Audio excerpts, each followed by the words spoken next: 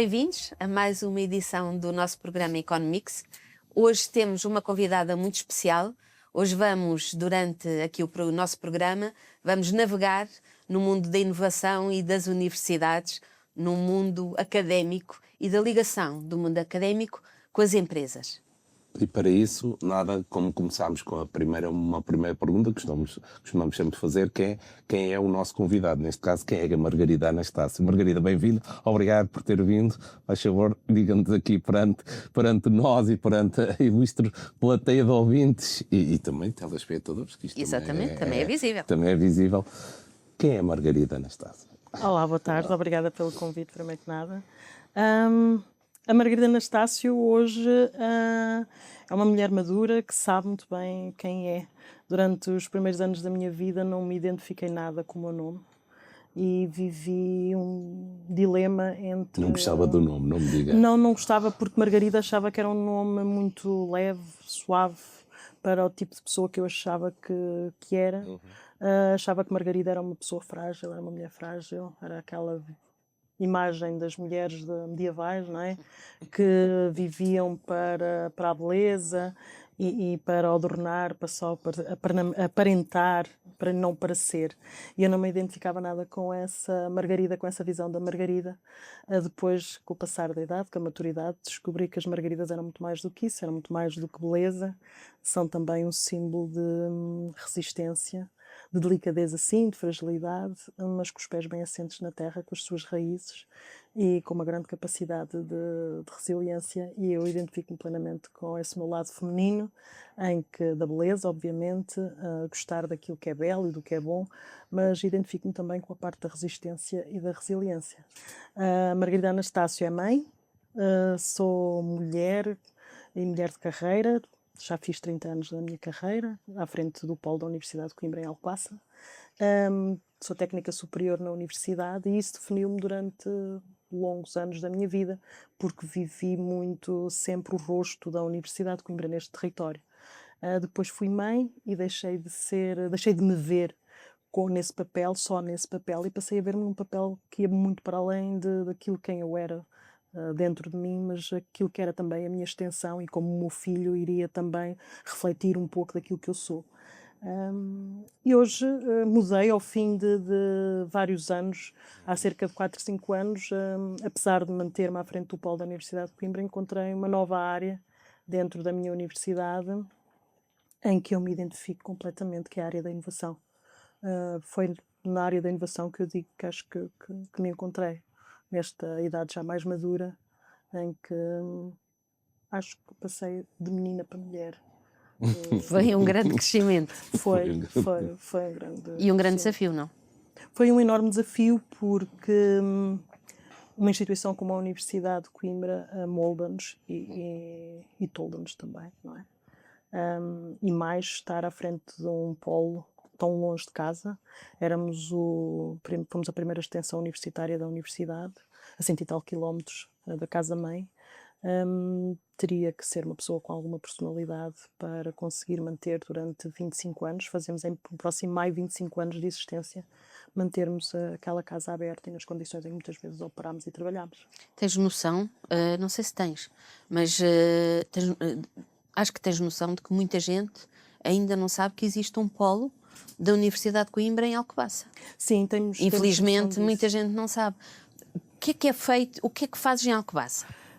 Como é que fazes esta ligação entre a Universidade de Coimbra, aqui a região oeste, Alcobaça? Fala-nos um pouco sobre a importância do polo ali em Alcobaça. O polo da Universidade de Coimbra, quando foi criado em Alcobaça, foi criado com a estratégia de trazer o conhecimento que é feito dentro da academia, dentro de portas, para o território e colocar esse conhecimento nas mãos do território, ao serviço do território. A Universidade de Coimbra tem, um dos nossos pilares é a responsabilidade social, e vimos esta extensão de informação universitária como uma responsabilidade social para com o território. E durante muitos anos aquilo que fizemos foi levarmos esse conhecimento que era produzido dentro da universidade para as escolas. e fizemos também através das bibliotecas, através do conhecimento das bibliotecas. Por exemplo, as pessoas não sabem que o Centro de Estudos Superiores da Universidade de Coimbra, em Alcobaça, existe, como também não sabem que nós temos uma biblioteca infantil-juvenil da Universidade de Coimbra dentro do polo de Alcobaça. Somos a única biblioteca infantil-juvenil no país e somos das poucas que existem na Europa, exclusivamente para este público. E porquê uma biblioteca infantil-juvenil dentro do polo, se o polo não tem ainda a visibilidade necessária? E que pequenino é que se começa a formar. Exatamente. Com esse trabalho que fizemos junto das escolas, junto das camadas mais jovens, percebemos que também o trabalho de divulgação de ciência tem que começar, e a atração para a ciência tem que começar desde mais tenra idade. E esse trabalho começou-se a fazer através de parceria com as bibliotecas, com a rede de bibliotecas do Concelho de Alcobaça, no qual a Universidade de Coimbra integrou com a Biblioteca Geral, e desde cedo, desde 2013, que o nosso espólio da Biblioteca Geral é de livre acesso a todos os utentes da rede de bibliotecas do Concelho de Alcobaça. Qualquer utente da rede de bibliotecas do Concelho de Alcobaça, da Biblioteca Pública do município de Alcobaça, consegue ter acesso aos livros da Biblioteca Geral. Basta encomendá-los na biblioteca. Então, mas como é que funciona? Explica lá para as pessoas que não sabem. Tem que ser através das bibliotecas, podem ir diretamente ao polo. Onde é que fica o polo? Como é que funciona com mais O detalhe? polo da Universidade de Coimbra fica em frente ao mosteiro de Alcobaça, no 75. Um edifício espetacular. É lindíssimo, e as pessoas fazem a ligação à biblioteca através da Biblioteca Municipal. O pedido dos livros é feito através do pedido empréstimo interbibliotecas.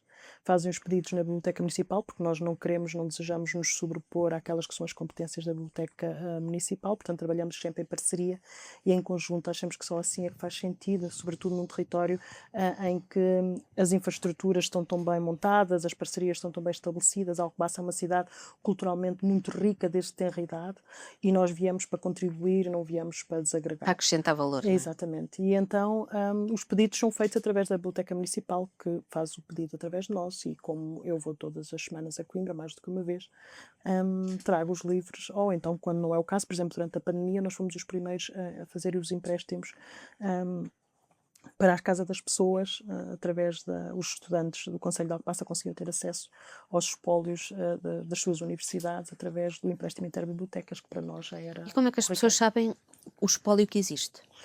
Existe o catálogo online, que está disponível no catálogo, junto do catálogo da Rede de Bibliotecas do Concelho de Alcobaça. Portanto, a Rede de Bibliotecas tem um portal, e nesse portal tem disponível todos os links para os catálogos, quer para o catálogo da Rede de Bibliotecas do Concelho de Alcobaça, para todas as bibliotecas do Concelho de Alcobaça, quer da Rede de Bibliotecas da Universidade de Coimbra, e lá consegue aceder da mesma forma a todas as 20 e poucas bibliotecas que a Universidade de Coimbra tem, e a Biblioteca Infantil Juvenil também. Agora uma pergunta assim um bocadinho provocadora. Os livros estão a morrer? Não. Não, nada disso, muito pelo contrário. E nós vimos isso, por exemplo, com grandes influencers no TikTok, que têm vindo a mobilizar, de facto, muitas daquela que é a geração mais nova para a leitura. O que está a mudar, ou o que está a morrer, ou o que já morreu, foi a forma de olharmos para os livros. Então? Porque os jovens já não querem ler grandes romances como Os Maias ou O Crime do Padre Amaro, não querem, hoje em dia querem ler coisas mais modernas, querem ler os livros de trás para a frente. Existem, por exemplo, editoras que são peritas em publicar os livros, a começar a ler pela folha final, pela página final. Olha, não sabia. A sério, não muito sabia. Eu gosto de ler. O mundo dos livros está muito diferente. Toda a indústria, hoje em dia, por exemplo, existe uma grande dicotomia entre aquilo que é a literatura ilustrada e aquilo que é a literatura infantil-juvenil, porque são coisas diferentes. Eu, por exemplo, adoro ler literatura ilustrada. Mas eu sou uma mulher dos livros, eu sou formada em letras, em literatura portuguesa, portanto já vinha dos clássicos, continuo a gostar dos clássicos, mas modernizei-me também, atualizei-me, e o meu gosto pela leitura é transversal, e daí o Sezuca ter começado pela relação com as bibliotecas, não é? Era a minha formação inicial, eu seria professora de português se tivesse exercido as minhas competências académicas, mas eu sabia desde cedo que não queria ser professora, sempre fui mais irreverente demais para ser professora, e então tive que encontrar uma solução à parte daquilo que realizasse, não é?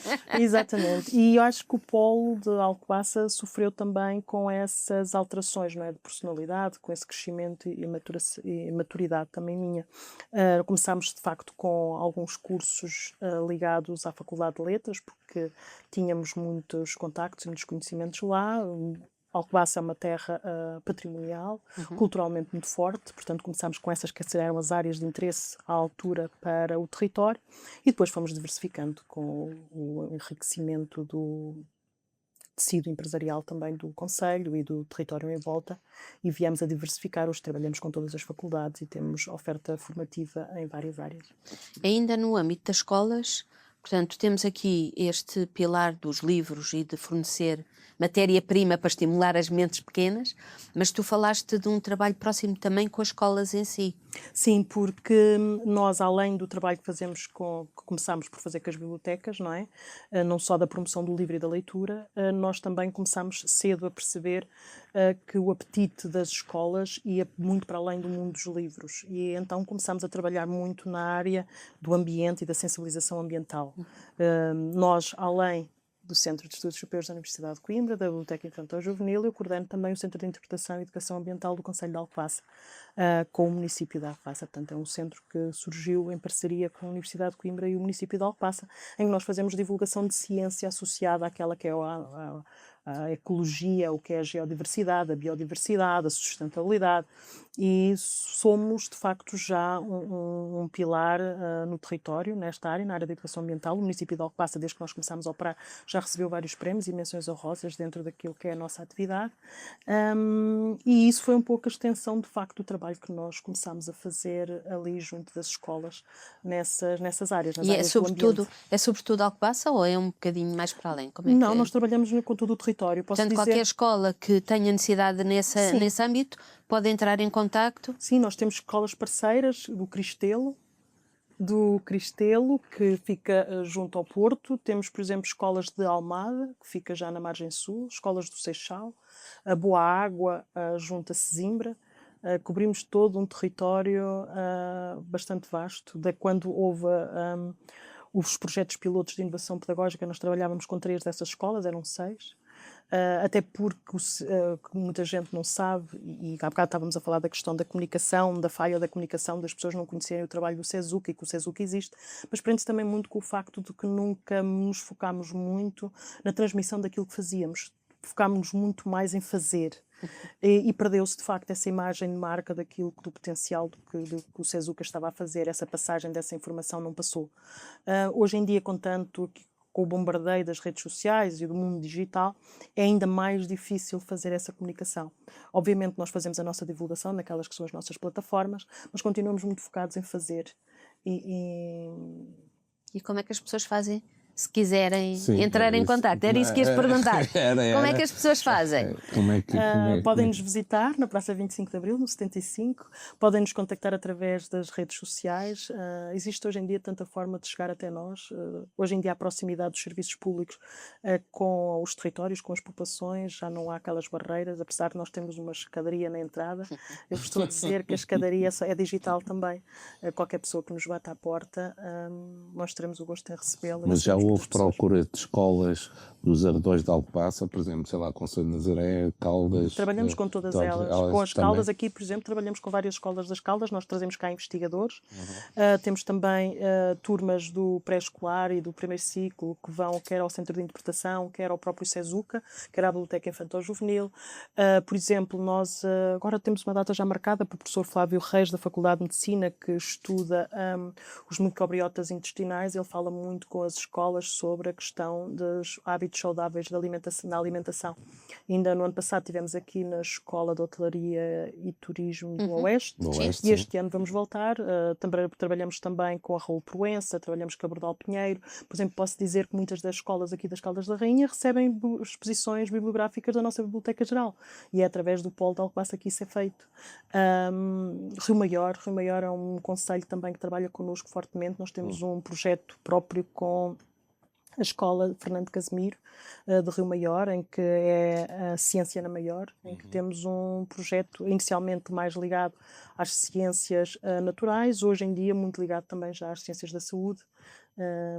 Nazaré também já trabalhamos com eles na área dos bootcamps, quando começamos com marketing digital e com essas áreas mais apoiadas pelo PRR, Porto Mós. Nós tivemos durante 7 anos no Polo de Alcobaça, porque o Polo já faz 25 este ano, durante 7 anos tivemos o curso de diretores de escolas. em que há um curso, uma formação em que os diretores de escolas hoje em dia precisam de ter para poder exercer esse cargo, e nós ministramos esse curso inicialmente. Era certificado, em princípio. Era certificado, sim, Okay. sim.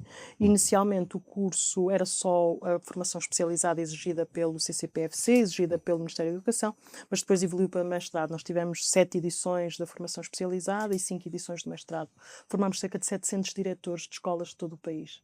E isso fez com que ainda hoje mantenhamos esse elo de ligação com as escolas, e por daí nós abrangermos todo este território, porque os professores ficam a conhecer-nos, os diretores das escolas sabem o trabalho que nós fazemos, de proximidade, e pedem-nos sempre para levar os nossos investigadores, para levar-nos as nossas oficinas, porque é sempre diferente para os jovens, não é? Pôr as mãos na massa. Claro. É muito diferente do que estar a ouvir uma aula Mas, de lição. Margarida, o Polo, que curso é que tem? Que as pessoas também queriam saber. Nós, neste momento, por acaso, estamos, como fazemos 25 anos, quisemos voltar à raiz, e ainda com o financiamento do PRR, temos uma pós-graduação associada à gestão dos serviços de informação para arquivos, bibliotecas e museus. Lá está, voltamos às bibliotecas, mas esse curso não é só um curso, não é só uma pós-graduação. Porquê? Quando a nossa candidatura foi apresentada ao PRR, aquilo que nós nos propusemos a fazer foi permitir que os formandos pudessem escolher o seu perfil. Nós sabíamos o que é que queríamos sabíamos o que é que queríamos que o formando tivesse no final da sua formação, mas ele era livre de escolher aquilo que quisesse. E para isso temos 31 cursos a funcionar no polo da Universidade de Coimbra em Alcobaça neste momento, com esse caráter. Portanto, existem 15 cursos diferentes em que os estudantes, porque existem cursos para professores, que são 15, e cursos para bibliotecários e técnicos superiores públicos, e não só, e privado, que frequentam outra parte. Portanto, são 15 em espelho, não é? 50-50, sabe? É metade para professores e metade para técnicos superiores. E depois existe a pós-graduação, que faz 31 e vai desde as áreas do marketing, à gestão de recursos humanos, sustentabilidade dentro das bibliotecas e dos arquivos, a catalogação, tudo aquilo quanto uma gestão de serviços de informação pode implicar. Temos também, por exemplo, 2 cursos muito interessantes mais ligados para o agro, porque lá está associado a esta minha nova vertente ligada para a inovação. O Sr. Reitor achou, e bem, antes de mim percebeu que eu tinha jeito para vendas, tinha jeito para esta ligação com a Nós estamos a rir, foi uma conversa que já tivemos. que eu tinha jeito, de facto, para a parte da inovação. E porquê? Porque, na opinião dele, e bem, hoje consigo ver isso, na altura gozei com a proposta, mas percebo, o que ele viu em mim foi a minha componente mais criativa, a minha parte das letras, não é?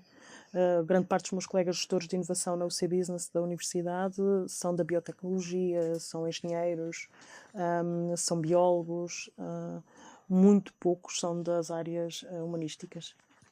Eu sou a única que sou das áreas humanísticas. E foi essa Explica parte. lá o que é que faz um gestor de inovação. Um gestor de inovação. Sim, perguntar isso. Um gestor de inovação. Como eu estava a dizer, tínhamos 2 cursos ligados ao agro, e eu vou explicar, continuando a minha resposta, vou responder a esta. Ok. Como eu tinha muito jeito para ele achou que eu tinha jeito para ser gestora de inovação, e ligação ao agro para Alcobaça fazia todo o sentido para este território, até porque os interesses do território mudaram. Como eu disse, há 25 anos os interesses do território eram mais ligados à história, à cultura e ao património. Hoje em dia estão muito mais ligados, de facto, a esta componente agroalimentar. Eu conciliava aqui os 2 interesses, os interesses do território mais ligado para o agroalimentar e uma forte componente de criatividade e de ligação interpessoal que permitia, de facto, fazer essa prospecção de mercado, digamos assim, trazer para fora de portas o conhecimento da universidade, não só ao serviço das escolas. Neste momento tenho uma colaboradora que trabalha com essa parte, faz a ligação às escolas, e eu trabalho mais diretamente com as empresas. E é aí que surge a inovação e o trabalho de uma gestora de inovação. Então é quando vem para a Alcobaça as áreas do agroalimentar e da sustentabilidade e da economia circular, e começamos então a robustecer o SESUCA com cursos ligados a essa área. Um gestor de inovação faz exatamente essa ligação entre aquilo que é o conhecimento produzido dentro dos laboratórios, a aplicabilidade no mercado. E no mercado não é só aquilo que vende, não é só aquilo que tem potencial económico e financeiro, mas também aqueles que são os desafios da produção das empresas. E aqui no território, obviamente, o agroalimentar tem um impacto e um desafio imenso. E este trabalho de proximidade com as nossas empresas é muito importante, porque acabamos Mas, por vir Margarida, trazer essa digamos só uma resposta. coisa, mas esses cursos são cursos de formação, são cursos de pós-graduação, são cursos de licenciatura, são cursos de TESP? Não, não, não, não. Os Como é TESPs que... são da exclusiva responsabilidade dos politécnicos. As universidades não Ok. podem dar TESPs. São cursos de formação ao longo da vida. Ok. São cursos de atualização. São cursos de modernização de conhecimentos. Ok. Esse é o nosso foco. Temos o pós-graduação em gestão de serviços de informação, como falei, como tivemos a pós-graduação também pelo PRR em património alimentar, que foi um sucesso, que teve todas as edições esgotadas.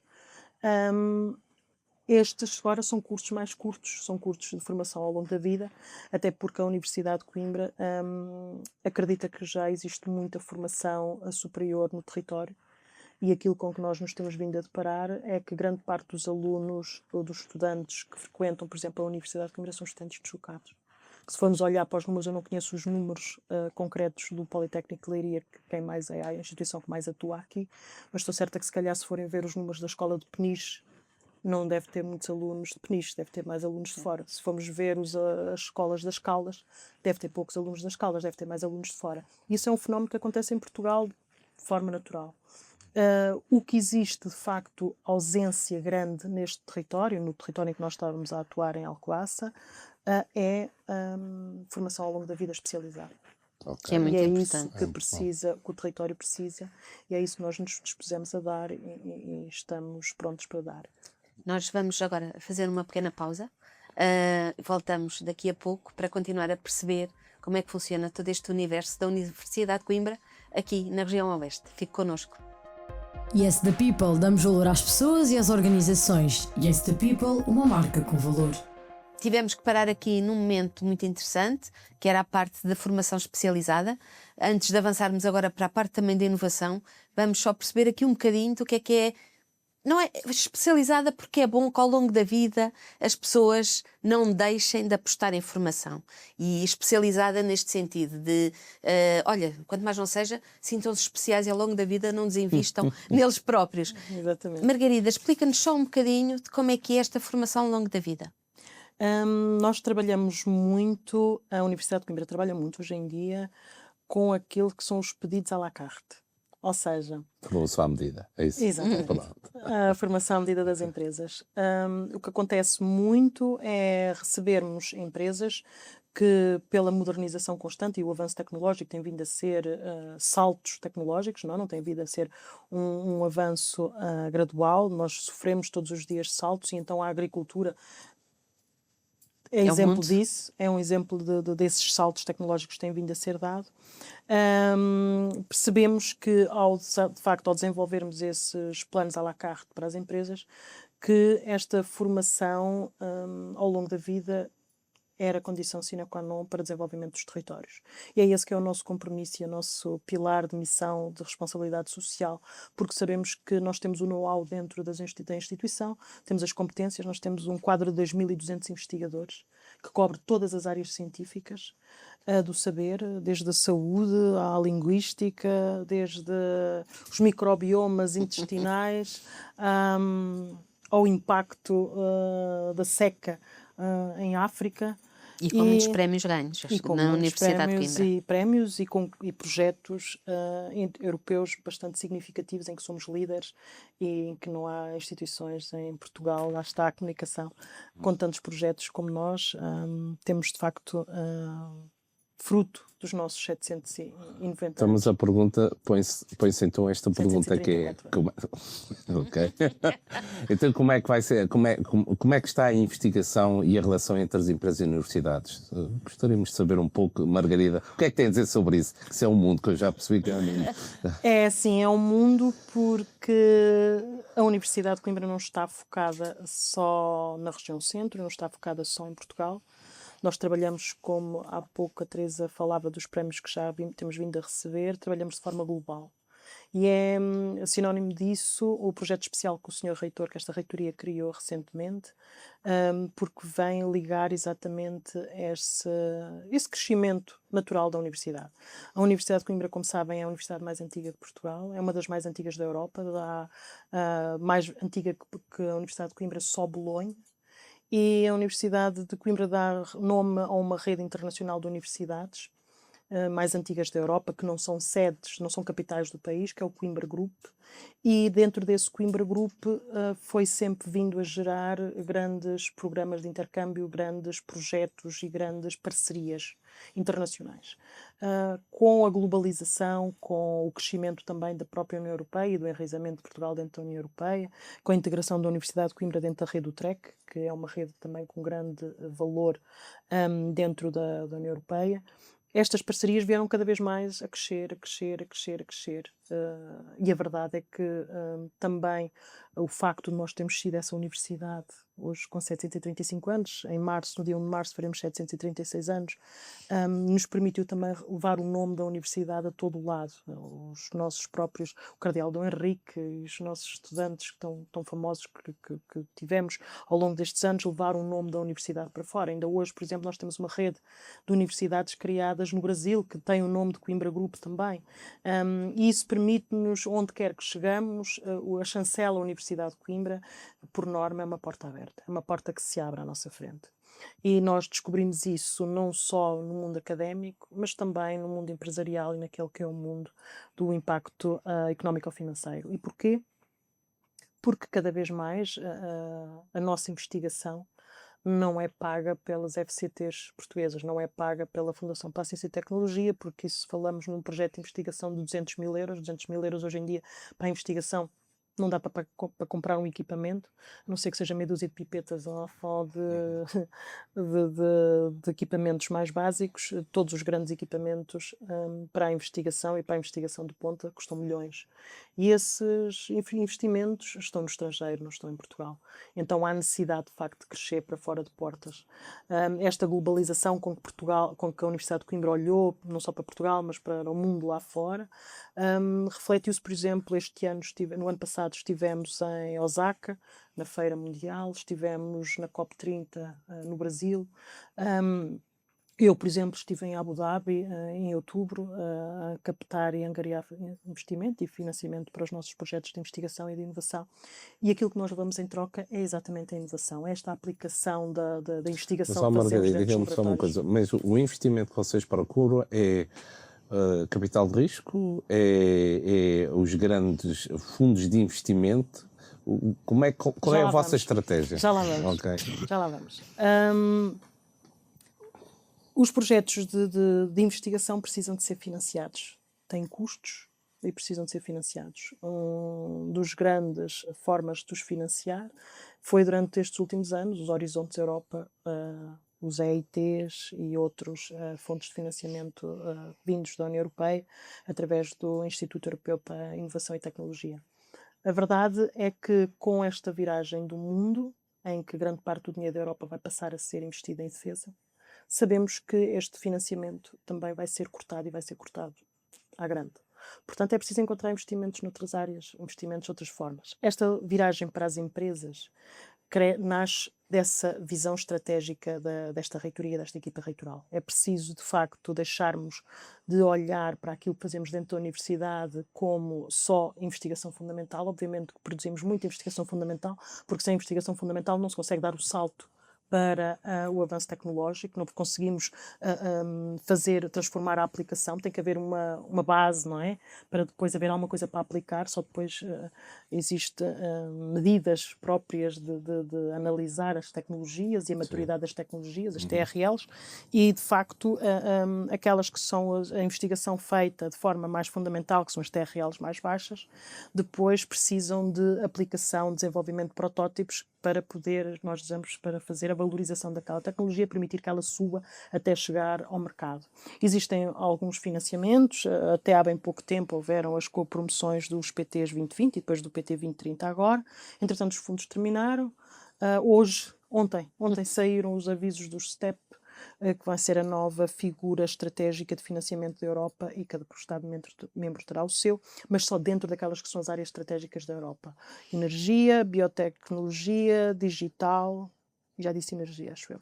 São estas as 3 áreas de grande impacto a nível europeu, e são só essas áreas que vão ser financiadas. Então, e as outras? Nós temos 2.200 investigadores, temos tecnologias que são desenvolvidas com equipas interdisciplinares, multidisciplinares. Como é que se financiam as outras tecnologias? E foi assim que a Universidade de Coimbra teve essa visão, a equipa reitoral teve essa visão de que era preciso alargar o espectro de investimento. Nós, por termos tantos investigadores dentro da nossa instituição, cobrimos todas as áreas científicas, como eu já disse, temos também um ecossistema muito peculiar. Nós continuamos a ser uma cidade universitária, e isso permite-nos viver como um ecossistema completamente unificador. Permite-nos, por exemplo, dentro da Universidade de Coimbra, nós temos aquelas que são os centros de investigação. Os centros de investigação produzem investigação, ponto. Produzem, quer seja tecnologia e investigação fundamental, quer seja aplicada. Aquele conhecimento que lá existe dentro precisa de ser trazido para fora dos laboratórios. Então entra uma divisão da universidade, que é o C-Business, que é a divisão de transferência do conhecimento. É lá que se integram os gestores de inovação. É lá também que se integram os meus colegas da propriedade intelectual.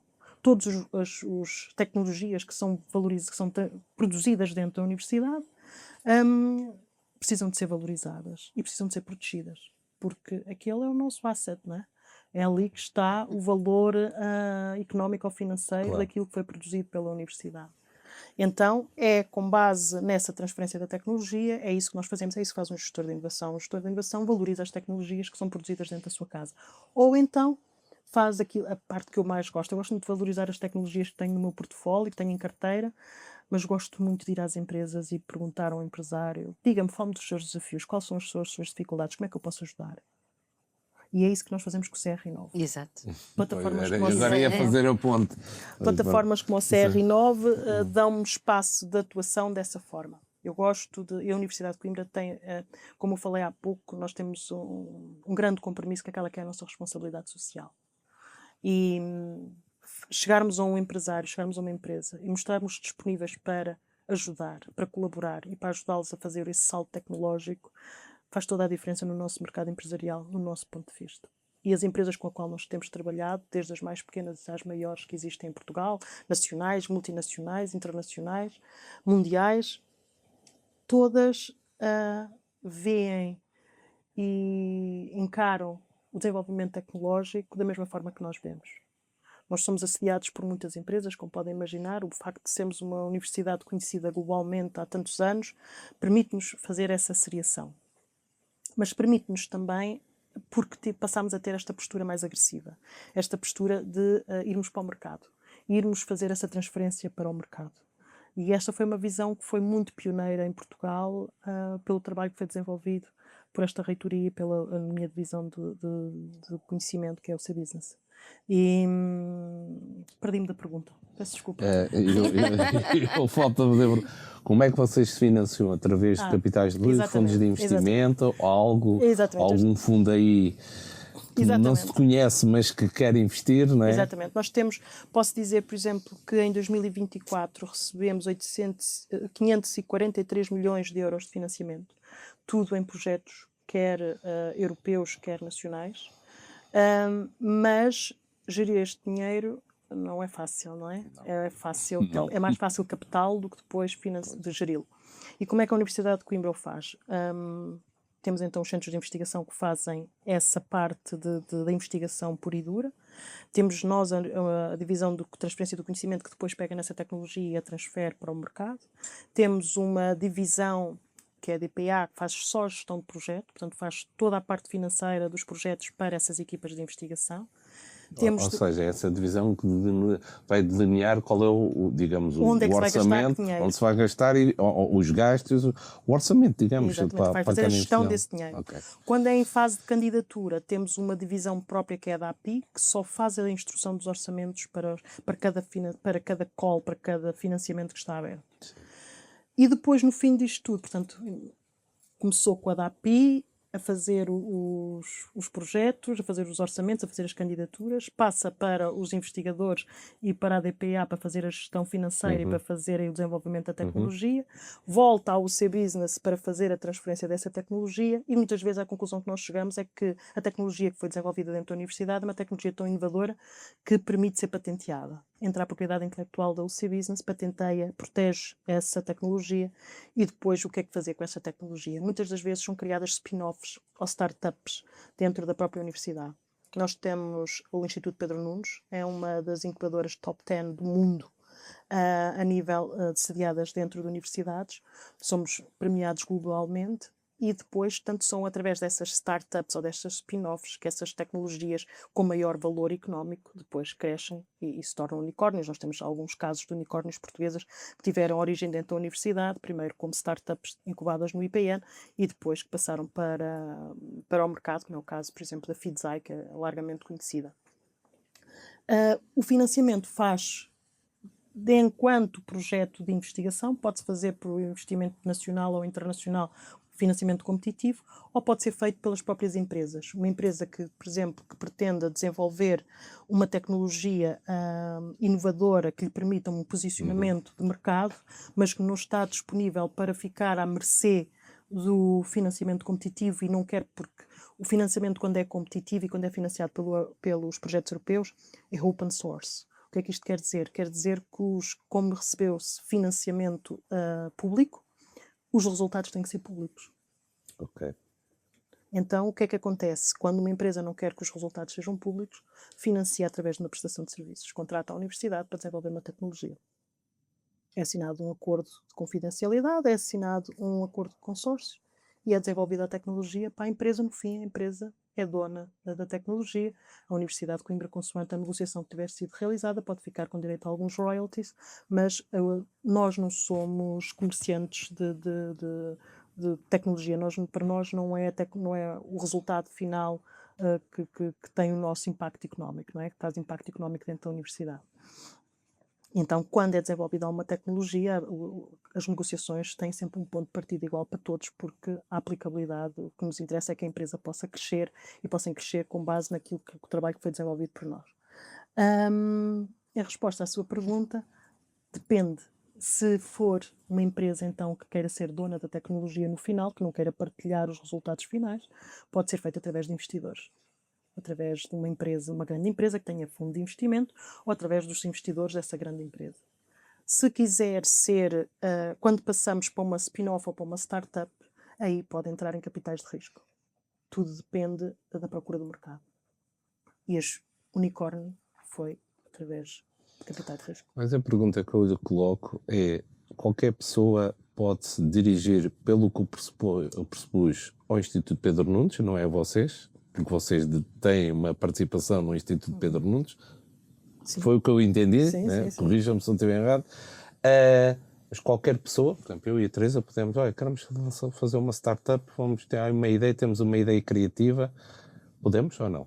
Ou isso há, digamos, há requisitos que vocês impõem? É que, obviamente, claro que tem que haver requisitos, não é? Obviamente, e depois há a lei da oferta e da procura, não é? Nós recebemos muitas, por sermos uma incubadora com tanto prestígio e com tanto sucesso, temos que fazer alguma seriação daqueles que são os nossos projetos que vamos abraçar. É para as pessoas também perceberem e conhecerem, isso é importante, porque isso é um mundo, a informação não flui. Não sei se me estou a fazer entender. Sim, claro que sim. Estamos aqui a aproveitar e estamos aqui a pôr algumas questões também para adoçar. Desde que eu saiba responder. Lógico, não é? Mas adoçar o apetite para alguém que nos possa estar a ouvir ou a ver, sei lá, chegar ao pé de vós Nós, e por exemplo, tentar abordar por muita gente. Acontece muito, por exemplo, eu chegar a uma empresa para pedir a sua colaboração, por exemplo, para valorizar uma tecnologia que eu tenho em carteira, e a empresa retorna-me com, por favor, vamos fazer ao contrário, mostre-me o seu portfólio, quero saber em qual é que vou investir. Isto também acontece. Não, obviamente, O tecido empresarial em Portugal ainda está muito nas mãos das PMEs, não é? Sim, Mas já começa a haver uma literacia financeira, económico-financeira, que permite, de facto, haver já cada vez mais empresas portuguesas a ter esta perspectiva e a perceber onde é que devem de investir, portanto, o financiamento económico das suas empresas não é só aquilo que produzem, mas é também a sua carteira de investimentos, não é? E cada vez começa a haver mais investidores em Portugal nas tecnologias e na área tecnológica. É bom e é bom Ótimo. perceber que o nosso mundo está dinâmico e aqui no centro também. Margarida, continuando aqui na inovação e na investigação, mas aqui uma pergunta dirigida para um outro universo, antes de te perguntar o que é que tens a acrescentar de final, diz-me lá, eu que também sou mulher, é igual ser mulher ou ser homem neste mundo onde tu te mexes e eu também me mexo? Seria hipócrita se dissesse que sim. Não, não é igual. Não é igual, mas está a mudar muito rapidamente. Até porque hoje nós, as mulheres, estamos em maior número nas academias. E muitas das vezes em áreas que antes eram fortemente masculinas, como o caso das engenharias. Não porque as mulheres sejam mais inteligentes que os homens, mas porque somos mais resilientes e mais resistentes. Muitas das vezes os homens, quando encontram algum obstáculo, acabam por desistir e nós mantemos firmes e irtas até chegarmos ao nosso objetivo final. E isso, os números falam por si, então acaba por ter reflexo também na inovação e nesta área, neste território em que eu atuo. A questão das cotas também vieram, apesar de eu não concordar com cotas, portanto é uma opinião pessoal. Eu concordo contigo também. Mas a questão das cotas vieram ajudar, sim, obviamente que vieram ajudar, até porque vieram abrir algumas portas que de outra forma continuariam fechadas. Mas acredito na meritocracia e acredito que nós, quando somos bons naquilo que fazemos, alguém há de vir atrás de nós. É uma questão de tempo e de fé. Não é fé, eu acredito naquilo que... Um bocadinho de fé ajuda a alavancar aqueles tempos mais árduos, pelo menos. Nós, por exemplo, vimos, hoje em dia existe também um grande estímulo às mulheres na ciência, quer a nível nacional, com o Prémio Mulheres na Ciência do Centro Ciência Viva, das Ciências Vivas, quer também os Prémios Europeus para a Ciência para a Mulher. Existem variados prémios já exatamente para dar essa visibilidade, esse palco, digamos assim, ao papel que a mulher tem na ciência, porque temos grandes Marie Curie, em Portugal também temos ótimas cientistas em Portugal e na Europa e por esse mundo fora. Mas sim, continua a ser difícil, sobretudo, vamos ver assim, por exemplo, quando eu vou a uma empresa e pergunto ao empresário quais desafios é que tem, é a minha forma de os desarmar. Porque quando ouvimos falar que vamos conversar vem cá à universidade, tive com a universidade, ou vou à universidade, os empresários por norma fogem, retraem-se. Porque ainda existe muita ideia que as universidades são teóricos e que só vêm para gastar o dinheiro deles. Okay. Quando essa imagem lá está, já começa a haver aqui uma fase de transição, já começa a haver empresários que sabem onde é que o conceito de investir e de crescer, e que só se consegue crescer inovando. E que as universidades são os seus parceiros ideais para inovar e para crescer, até porque é da nossa responsabilidade também fazê-lo. E quando entramos numa empresa que já está de pé atrás, que já está reticente na questão de investir o seu dinheiro, aquele que é o seu bem mais precioso, não é? Para que a sua empresa se mantenha aberta e se mantenha a operar, e não basta virmos de uma universidade, mas ainda sermos mulher. Ainda é. Não é fácil. Não é fácil. Não é fácil, mas a gente chega lá. Chega lá. Boa.